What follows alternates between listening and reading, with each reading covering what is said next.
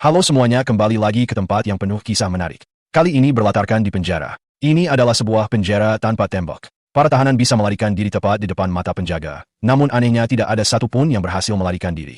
Pasti kamu belum pernah menonton, tapi film ini sangat bagus. Mari kita tonton semuanya dalam sekali duduk. Tokoh utama STU bersiap untuk mengadakan pesta lajang terakhir sebelum menikah. Tempat pesta yang telah dia pilih sebelumnya adalah di Amerika Selatan yang jauh di seberang lautan. Karena tempat ini tidak hanya memiliki pemandangan yang indah, tetapi juga memiliki kelebihan yang tidak ada duanya, yaitu kebebasan. STU dan teman-temannya bersenang-senang di Amerika Selatan selama 7 hari 7 malam. Setelah puas bermain, mereka bersiap untuk kembali ke Inggris. Namun, kelompok ini tidak menyangka bahwa ketika mereka sampai, semuanya baik-baik saja, tetapi dalam perjalanan pulang mereka menghadapi masalah. Saat menunggu pesawat di bandara, STU secara tidak sengaja menemukan bahwa teman baiknya, Ryan, diam-diam menyembunyikan sebuah kantong kecil berisi bubuk dalam tasnya yang akan dibawa pulang. Hal ini membuat STU ketakutan. Temanmu menganggap petugas keamanan itu bodoh, berani-beraninya menyelundupkan barang ilegal seperti ini tanpa takut di penjara, tetapi Ryan tetap sangat tenang, tanpa berkata sepatah kata pun, dia berjalan menuju petugas keamanan. Dia berjalan dengan percaya diri melewati depan mereka. Tindakan berani ini membuat teman-temannya takut setengah mati. Semua orang terkejut karena dia. Namun yang aneh adalah Ryan dengan ekspresi acuh tak acuh berhasil menipu petugas keamanan. Setelah diperiksa dengan alat deteksi, mereka membiarkannya lewat. Kelompok ini sedikit terkejut karena ternyata Ryan ini punya trik seperti itu.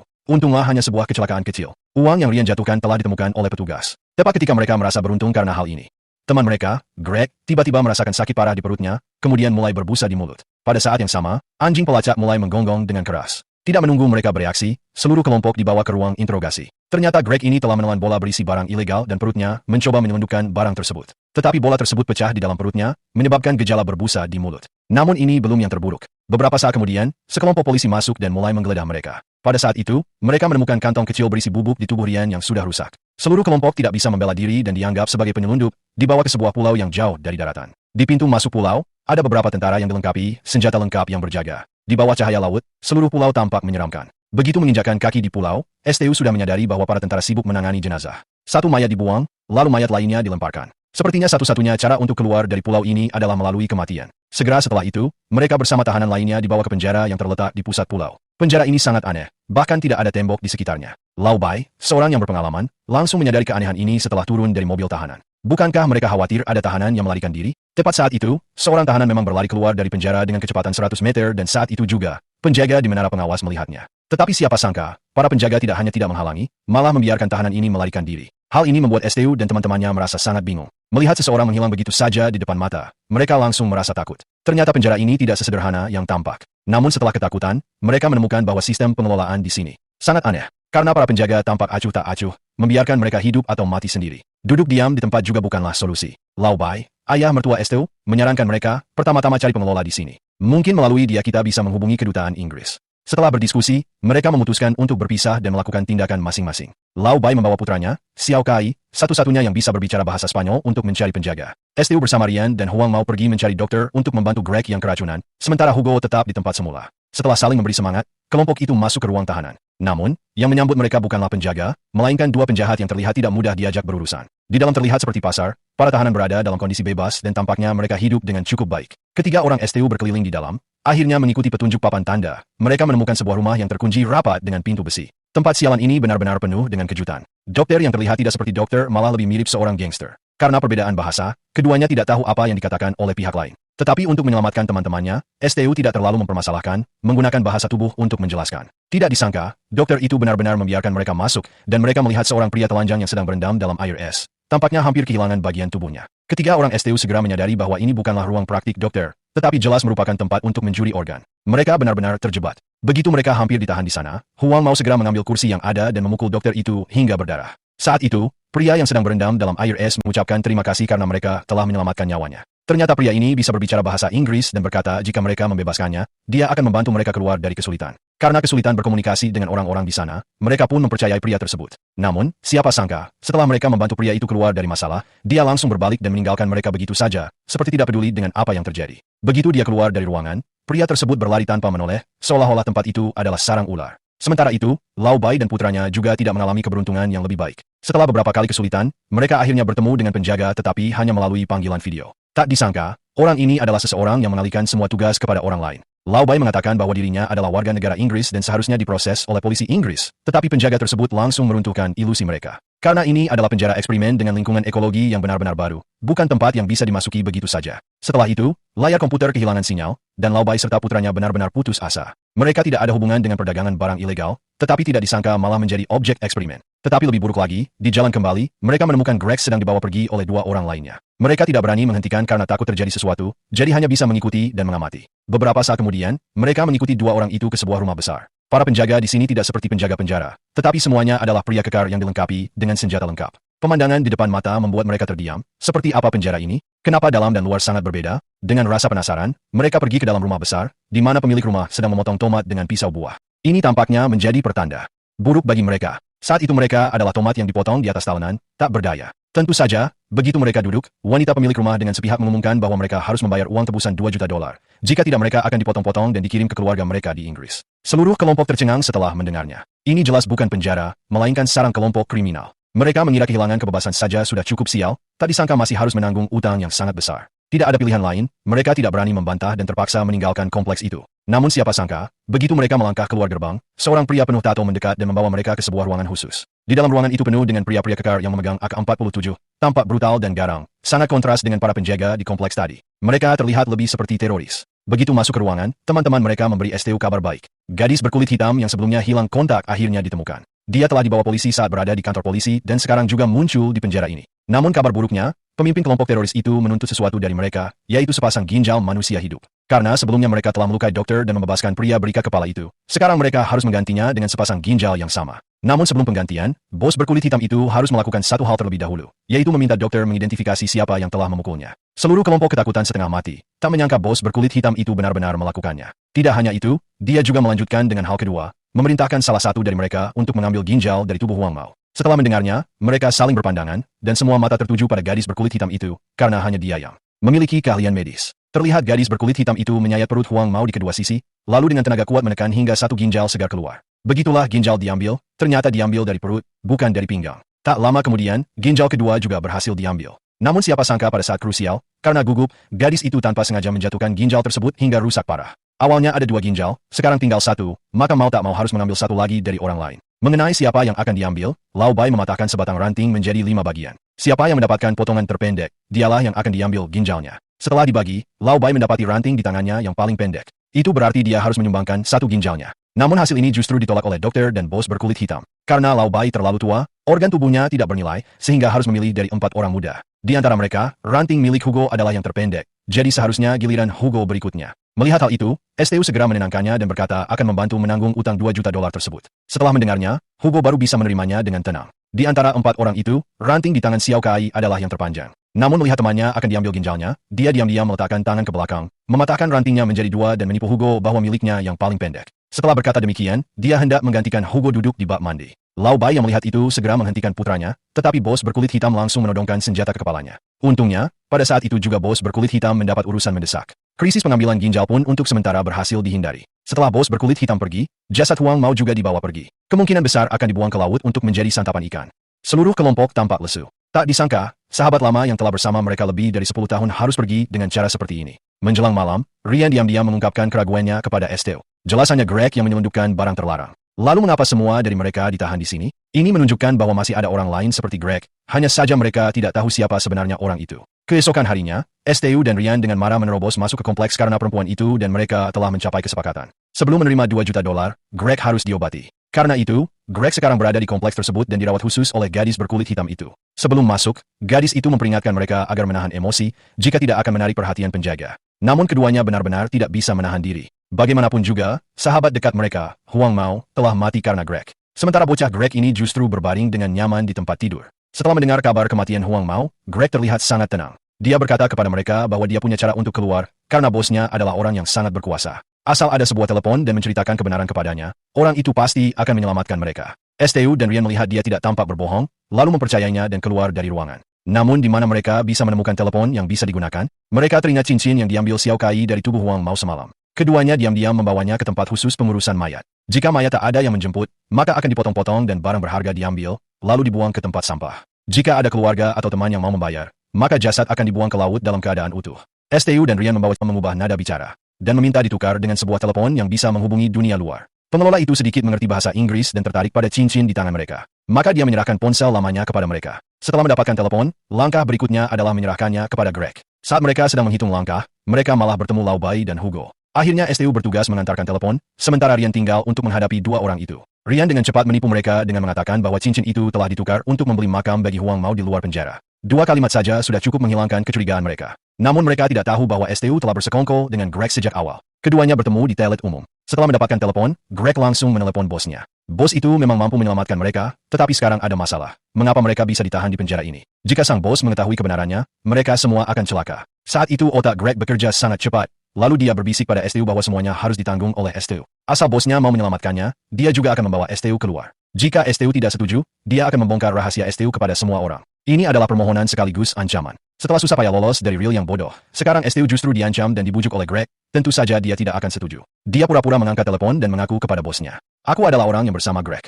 Greg telah menghancurkan segalanya. STU langsung membongkar Greg di hadapan bosnya. Sekarang dia ingin membuat bos menyingkirkan Greg yang menyebalkan itu dan menimpakan semua kesalahan kepadanya. Greg ingin melawan, tetapi karena terluka, dia dengan cepat ditekan STU ke dalam lubang tinja. Setelah STU selesai menelepon, Greg pun berhenti bernapas. Tepat saat itu, terdengar ketukan di pintu luar. Dalam kepanikan, STU langsung melemparkan Greg ke dalam lubang tinja lalu buru-buru meninggalkan tempat kejadian.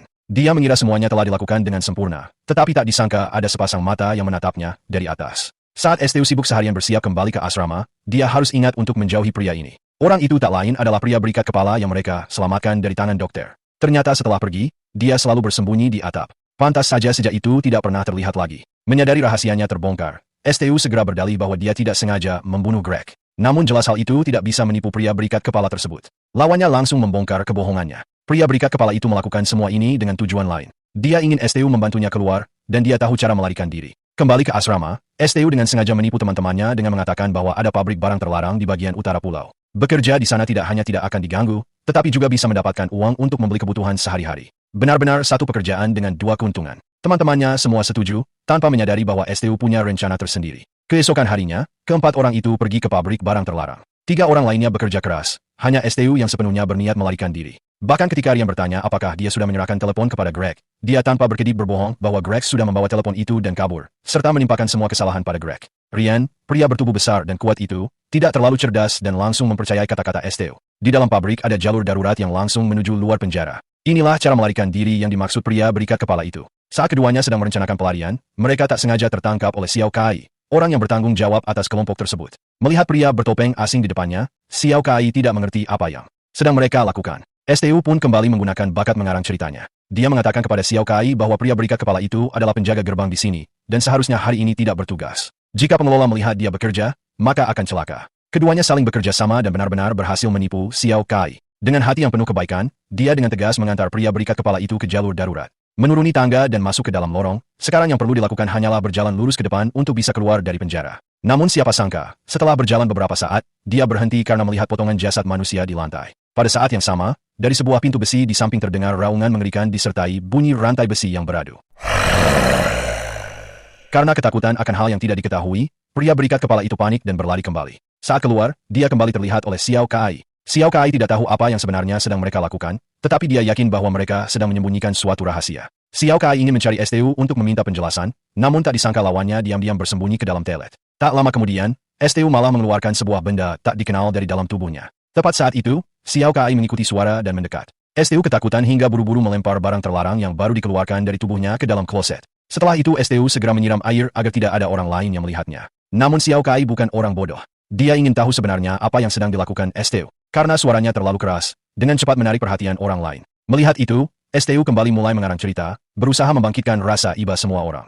Namun tak disangka, barang terlarang yang baru saja dia buang menyumbat kloset dan terdorong oleh air hingga mengapung kembali. Tepat saat itu, para teman melihatnya. Kini rahasia penyelundupan barang terlarang miliknya akhirnya tak bisa disembunyikan lagi. Namun meski sudah terpojok, STU tetap menimpakan kesalahan pada Greg.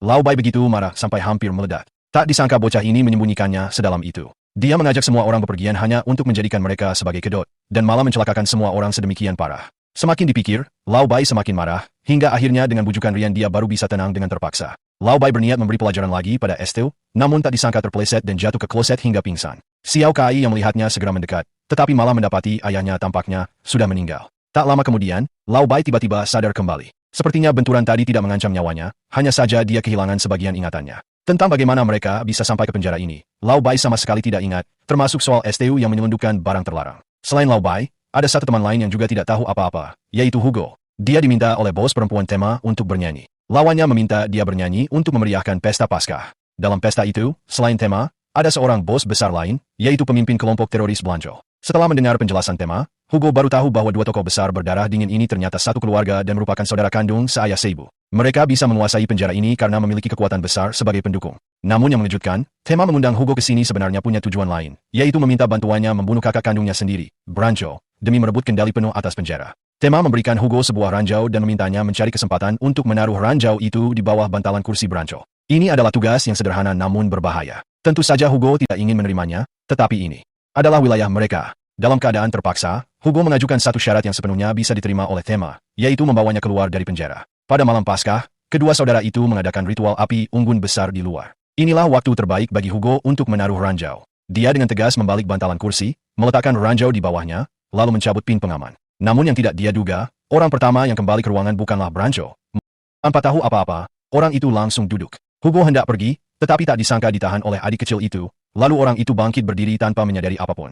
Hugo pun dalam keadaan setengah sadar tewas bersama adik kecil itu. Melihat adik kecil tercintanya hancur menjadi dua bagian, Blanco sangat berduka. Karena Hugo telah mati, dia melampiaskan seluruh amarahnya pada orang-orang Esteu. Ketiga orang itu tercengang. Mereka tidak tahu soal adik kecil apapun, mereka hanya tahu Hugo dibawa pergi oleh tema.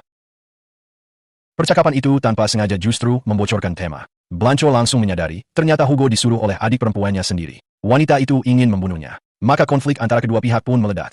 Baku tembak terjadi di dalam penjara. Tak lama kemudian, ketika para anak buah ikut terlibat, seluruh penjara tenggelam dalam kekacauan dengan suara tembakan bertubi-tubi. Dua harimau berebut wilayah, pasti ada yang terluka. Inilah saat terbaik untuk melarikan diri dari penjara. Pria berikat kepala yang bersembunyi dalam kegelapan memutuskan untuk menyiram bensin ke api kekacauan ini. Dia memanfaatkan saat penjaga di menara turun untuk buang air, memukul mereka hingga pingsan lalu memanjat menara dan mengambil radio komunikasi penjaga. Setelah itu dia mengatasnamakan penjaga, menghubungi petugas jaga di ruang kontrol dan mengatakan bahwa saudara Tema sedang bertempur sengit di ladang ranjau sekitar penjara, meminta mereka mematikan saklar ladang. Petugas jaga segera melihat layar pengawas dan benar-benar mendapati penjara dalam kekacauan, lalu buru-buru mematikan saklar listrik. Namun tak disangka, karena ceroboh dia tersengat listrik hingga pingsan. Tak lama kemudian, para narapidana menyadari listrik penjara padam, lalu berbondong-bondong keluar dari sel dan berlari keluar penjara. Dalam sekejap, seluruh penjara menjadi semakin kacau. Banyak narapidana berhasil berlari masuk ke ladang ranjau. Orang-orang STU juga tertarik oleh keributan di luar dan ikut berlari mengikuti arus massa. Lau Bai yang kehilangan ingatan justru berlari paling depan. Namun tepat saat semua narapidana hampir keluar dari ladang ranjau, petugas yang tadi tersengat listrik tiba-tiba sadar. Melihat para narapidana melarikan diri, dia kembali menyalakan saklar listrik. Tak lama kemudian, ledakan-ledakan terdengar di ladang ranjau. Para narapidana ketakutan hingga terpaku di tempat, takut menginjak ranjau. Dalam sekejap, semua narapidana seperti berubah menjadi patung kayu. Namun Lau Bai, karena kehilangan ingatan, kondisi mentalnya menjadi agak tidak normal, sehingga mengabaikan ranjau di bawah kakinya dan terus melangkah maju, lalu dengan cepat tercabik-cabik oleh ledakan. Sampai di sini, dari 8 orang, hanya tersisa 4, sementara nasib Xiao Kai di ladang ranjau masih belum diketahui, hidup atau mati. Tepat saat dia putus asa, tiba-tiba terdengar dering telepon di sampingnya, bos menelepon Esteu. Di dalam penjara, Lau Bai dengan susah payah merebut telepon dari tangan Esteu, dan kini justru menjadi peninggalan yang dia tinggalkan untuk putranya. Melihat itu, Esteu tak memedulikan keselamatan Xiao Kai dan menyuruhnya mengembalikan telepon terlebih dahulu. Sekarang hanya bos yang bisa menyelamatkan mereka. Xiao Kai tak menyangka Esteu begitu kejam, hanya memikirkan dirinya sendiri. Dalam amarah, dia langsung melempar telepon itu sembarangan. Telepon tersebut membentuk lengkungan di udara dan jatuh tepat ke tangan pria berikat kepala. Tak disangka, di balik kemalangan ada keberuntungan. Xiao Kai justru menyelamatkan nyawa Esteu. Setelah mendapatkan telepon, kedua orang itu meninggalkan Xiao Kai di ladang ranjau dan melarikan diri sendiri. Sementara Xiao Kai, setelah mengalami kematian orang terdekat dan pengkhianatan teman-temannya, menjadi sangat putus asa. Maka tanpa ragu, dia melangkah satu langkah ke depan. Tak lama kemudian, Esteu dan Rian dengan bantuan pria berikat kepala berhasil melarikan diri dari penjara. Namun sangat disayangkan, mereka melewatkan orang-orang yang datang menjemput. Keduanya putus asa memegangi kepala dan menangis terseduh-seduh di pantai. Tepat saat itu, Rian mendapati Esteu entah sejak kapan sudah berdiri, dengan sebuah batu besar di tangannya. Ternyata Esteu telah merencanakan jalan mundur sejak awal dan menyiapkan sebuah perahu penyelamat untuk berjaga-jaga jika terjadi hal tak terduga. Namun perahu penyelamat itu hanya bisa menampung satu orang, sehingga dia memilih mengorbankan sahabatnya sendiri. Sebelum pergi, dia bahkan mencuri cukup banyak tepung untuk memudahkan dirinya menghadapi sang bos. Namun yang tidak dia duga, belum lama dia duduk di perahu penyelamat, sesosok bayangan tiba-tiba muncul dari laut, ternyata gadis berkulit hitam itu. Dia adalah orang pertama yang keluar saat penjara padam listrik. Setelah menunggu lama, akhirnya dia melihat sebuah perahu. Keduanya dulu adalah sahabat paling dekat, tetapi saat bertemu kembali, tak ada lagi kehangatan seperti dulu. Karena gadis berkulit hitam itu baru saja menyaksikan seluruh proses Esteu membunuh Rian. Empat mata saling menatap, keduanya serentak melirik pistol di sudut. Dan semua kisah ini berakhir di sini. Nampaknya film ini sengaja dibuat menggantung. Tidak ada yang tahu siapa yang berhasil selamat dan apa yang terjadi pada yang tertinggal. Yang jelas penjara ini sangat cocok untuk para koruptor.